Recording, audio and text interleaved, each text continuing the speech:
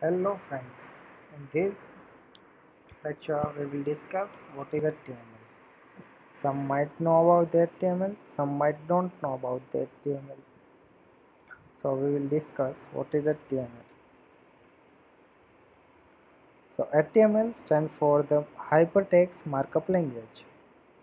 HTML is the standard markup language for the web pages.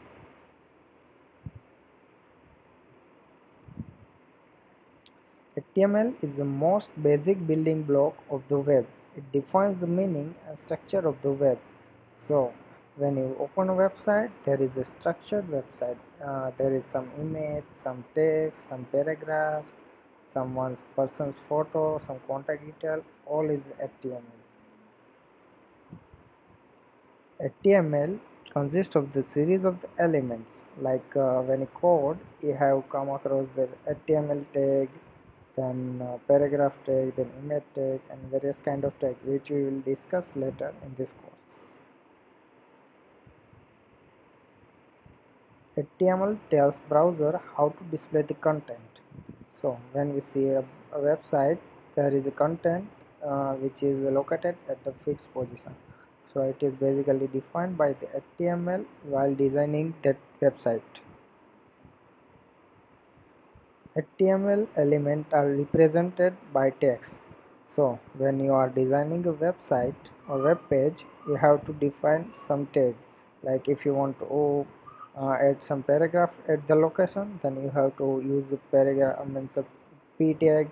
If you want to insert an image, you have to img tag, image tag, and means accordingly you have to use the tag for defining the various type of things.